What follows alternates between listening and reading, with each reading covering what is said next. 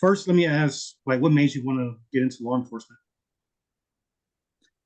I would say this is kind of tricky. I grew up watching like CSI with my dad, and I never really did anything about it. I took some like forensic classes and like correctional classes in high school.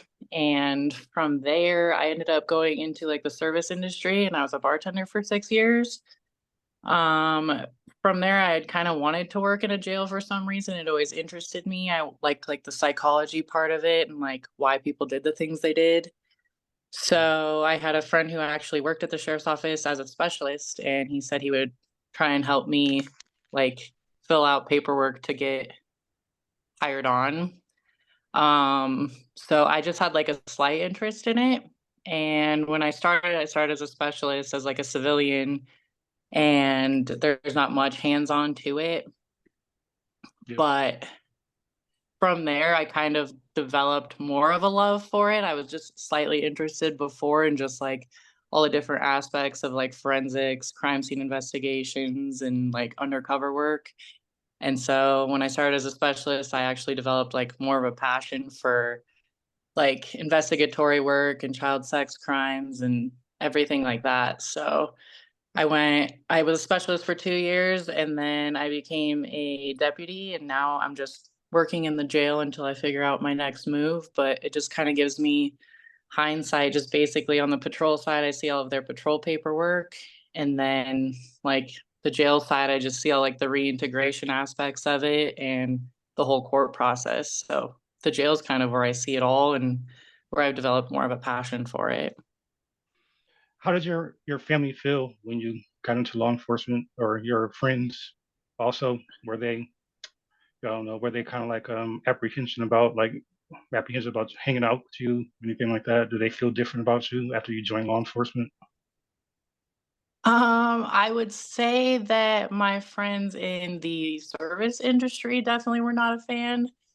Um, but my close friends outside of the service industry were super excited for me.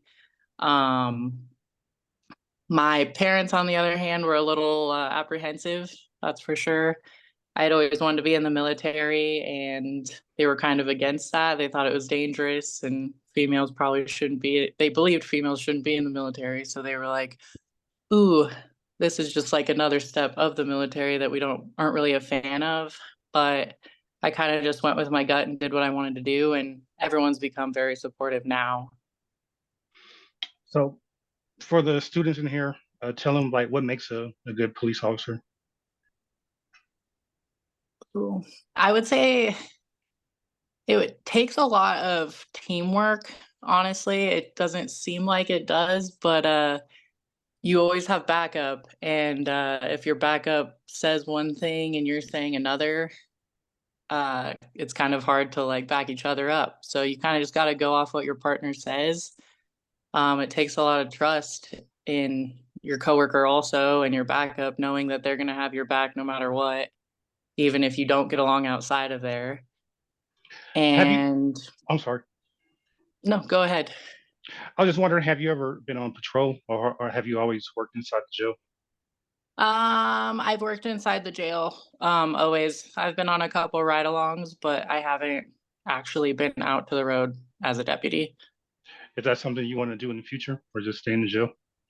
Um, the goal in the future is to be an investigator for child sex crimes, which part of that is I have to go out to patrol for about a year just to get like the basics down. So it's definitely in the works. I'm just being comfortable in my position and making sure that I don't know, I'm confident in what I do base Mm, like in the baseline before I move up. you understand? So, like, when you have a hostile inmate in there, like, what's the best way to like de-escalate him or her? So in today's world, we're really harping on CIT, which is like a crisis intervention. Um, what's helped me a lot is talking with people. So the whole service industry has helped me a lot with that. Yeah. Um, if you talk to people in a calm manner and just kind of try and get their understanding on things, they seem to cool down a lot.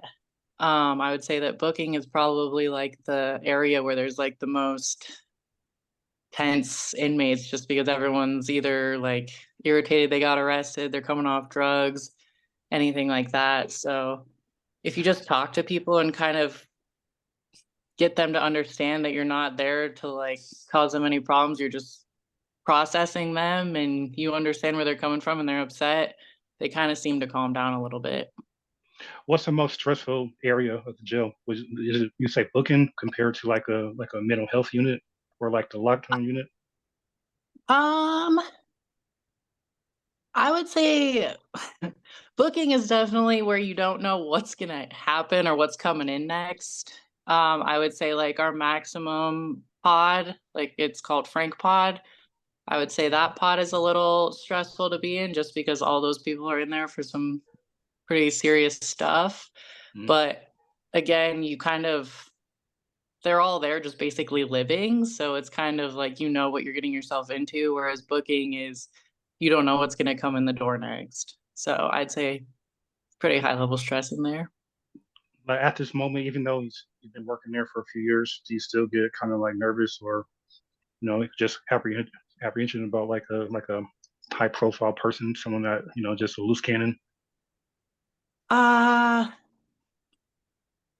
yeah, kinda just depends on because I feel like in booking, we're able to, like, put them in a holding cell, and if they're not compliant and then don't wanna participate, they basically sit in there until they're ready to participate. So, Mhm. I What would about like say I'm sorry. no, you're good. What about like in a general population pod when you're around like more inmates at once? You have like a lot of people like standing around you. Do you ever get like nervous like that situation like that? Um, Especially like you being a woman around a bunch of men. yeah. I guess that's part of our, like, officer safety is, like, we don't ever turn our backs to the inmates because we wanna always know what's going on in front of us. Mhm. But I would say that the people who have done the most heinous and serious stuff have actually been one of the kindest people there. It's mostly the people who have done something very minimal, but they've got, like, mental health issues. Those are the ones that I've actually physically fought that have made me the most nervous probably.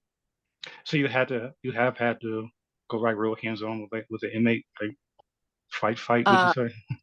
yeah. So I was actually on the special operation response team, Mhm. and our job was to basically, like we came in a group and we would make sure that people were I don't know, if they were, like, hurting themselves or they had to be moved from their cells because it was just not clean, we would have to go in there, we would have to suit up and, like, extract them from their cell. So, I've had to go hands-on several times. Has an inmate ever targeted you specifically, like with their aggression? Um, yes, some females in that mental health unit definitely, when I was on that special team, we mostly females would handle females. So, like, if they needed to shower, we would handcuff them and then make sure they got into the shower and then unhandcuff them.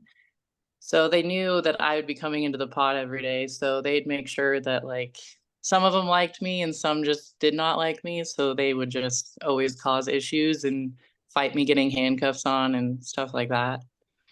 How do you deal with the stress of the job? Do you have like some type of breathing exercises? I remember I was talking to Lawfer, and he was telling me that before. You know Lawfer, right? Yeah. No, yeah. So like, I remember I was talking to him. He was saying that he uses like a lot of breathing techniques. Just whenever he gets stressed out at the job. Like, what type of things do you do while you at work, or just like when you get off work? Just like how do you like, cope with the stress, basically? Outside of work, I would say I work out, I lift weights, I hang out with my dog, kinda just do stuff to occupy my mind.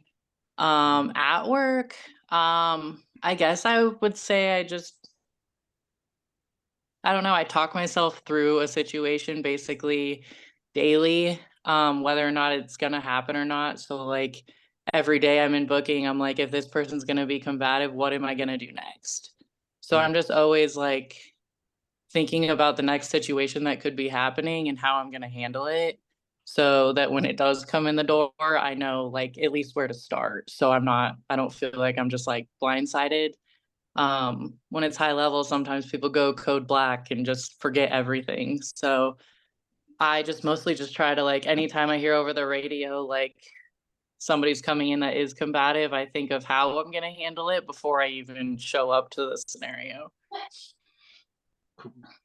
Um, what's the, let me see. So for the students again, what steps should they take to get in your position? Um, I would say if you're super passionate about it and you know that you just want to be a deputy and that's just where you want to start, so many agencies you just apply for basically online and you go from there. It's kind of like a 6-month hiring process. You have to go through like a whole polygraph and psychological evaluation and then like a physical. So I would be prepared to know that you need to know you got 6 months before you're even going to be employed. Um, but if you're not sure and you kind of just like want to dip your toes in the water, I'd say kind of do a couple ride-alongs. Or I started as like the civilian, so I started working in the jail. I wasn't sworn in or anything. Um, I worked with the inmates. I got a feel for kind of like what a deputy would do, and I went from there. And then they kind of just hired within. So they promoted me and paid for everything for me to go through the academy, and I was then still hired on through Douglas. How much education would you recommend someone have before they, get into law enforcement? Would you even say that deep education is necessary at all, right? Just straight out of high school or what? I would say anything is okay. I would say it's mostly life experience that's gonna help. Like I said, I'd say the most helpful thing that I did was work in the service industry because I got to talk to people every single day. My job in the service industry was to basically the customer was always right. Mhm. So I always had to talk people through that and get an understanding that I was never going to be right. Whereas like now I talk people through things and I know I'm right, but just I would say that any education is probably helpful, but you don't need any. Yeah, just like high school diploma, right? Oh yeah. Last question for you before I let the students ask you a question. In 2020, I know it's like a lot of tumultuous times when it came to law enforcement, and all that stuff Yeah. that was going down, especially like with COVID and all that. Did you ever consider quitting during 2020? Mm, I would say I was stressed about certain things because we weren't arresting everyone. People would have warrants out and we just basically wouldn't accept them because we didn't want a huge jail population. Mm. I didn't consider quitting, but I was definitely like irritated and stressed that we were just like letting people go, basically. Yeah, yeah, I remember that's when I got hired at Douglas County, and I remember it really wasn't that many people coming in at all. It was only like probably No. one, two people a night coming in. And I remember Hmm. my coworkers was telling me like, don't get used to this because like when COVID's over, it's gonna be like 2 or 3 times worse than what it is now. So yeah, I Yeah. see where you're coming from. I guess there definitely wasn't that many people getting arrested during those times. Yeah, All no. right, so Yeah. I see a couple of people there are putting the questions in the chat. I would prefer you to ask the question, through the microphone. Um, Let me see, Mark, you listening? You there? Or whoever want to join in? They can ask for a question over the. Go I'm ahead, here. Mark. Yeah, can you I was go just ahead? wondering. I'm I was sorry. just Go ahead. wondering what steps that they take to, like combat like cell phones, contraband, that kind of thing, and how are they getting them? Some of these inmates. I would say that's a big TikTok trend for sure. Um, I would say that's mostly in prisons that I'm seeing that or hearing about it. Contraband, on the other hand, comes in daily. It's kind of just bound to happen. In the booking process, everybody gets screened through like an X-ray scanner. They get patted down first, and then they get screened through the X-ray scanner, kind of like the airport. And from there, we have a bunch of filters we can use that can see if they're like hiding any drugs or contraband inside of them. Um, from there, based on like their criminal history or based on what we see on the scan, we have to conduct a script search on 90% of people. And from there is where we're supposed to catch most of the contraband. But I will say that criminals can be pretty experienced in that aspect, and they are able to get it in still. Most recently, we've even had them bring it in through like books they've gotten mailed in through family members. They've gotten it in. So Yeah. That's a good question. Mark asked. I used to work in a prison a long time ago, and I remember Yeah. a few of my coworkers got arrested for like bringing stuff in. Has that ever happened in Douglas County since you've been there? Like a dirty officer bringing stuff in? yeah. They got did they get arrested for it? Yep. And they were Really? booked into Douglas County. Yeah. Like while they were in their uniform and everything, they got arrested. No, she was picked up from her house and brought in. She Yeah. ended up bonding out, but Wow. yeah. That was crazy. All right, how about you, Stephanie? If you're there. Yes. What's the most stressful you've been through? It's the most stressful, what was that? You've been through. I would probably say on that SORT team, there was a day we had to go into the mental health unit and they were redoing like it's called mesh. They were like hanging it up on the top tier just so basically it would combat people from trying to jump off the top tier. And so during that project, we had to move all of the female inmates into a different pod. No, it's Riley. Yeah. So basically, we had to go in and extract about 5 females from their cells, and they're like not mentally sound as it is. And then when you come in there all in riot gear and shields and everything, that's probably the highest stress day I've ever had. Thanks for your question, Stephanie. How about you, Tanner? You there? Yeah, so just a quick question. In the past, I've heard that like child predators and stuff, like people that have committed crimes like that, they get treated differently from other inmates. I just wanted to hear firsthand if that was true, and do you have any scenarios that you've witnessed where that's happened? That's a good one. So again, with me talking to inmates and like I treat them how they treat me. So if they're respectful to me, I'm respectful of them. We have trustees that work there and they basically help serve meals, and I've kind of gotten like an insight on this. What they do is they end up calling their family members on the outside and like figuring out someone's charges from like the internet or having their family look them up. Again, I would think this pertains more in prison to like more violent stuff, but I have heard that if they find out somebody has like charges like that, they charge them rent like with honey buns or something like that or commissary. But I think like if the inmate already knows they're going to get targeted, they request protective custody, which basically means they're in a cell by themselves 22 hours a day, and then they get out 2 hours a day by themselves, and they just aren't in general population. So Yeah, they automatically go on protective custody. Tanner, you said you had another question? Go ahead. Yeah, so you stated that they really just find out from family or friends on the outside. I'm assuming that prisoners or people in jail, inmates, aren't supposed to know other inmates' charges, correct? yeah, so we actually tell the inmates to not tell their charges, and I mean they do with that with what they will. There is an inmate locator on like 98% of jail's websites, and if you look up an inmate, it'll tell you their charges.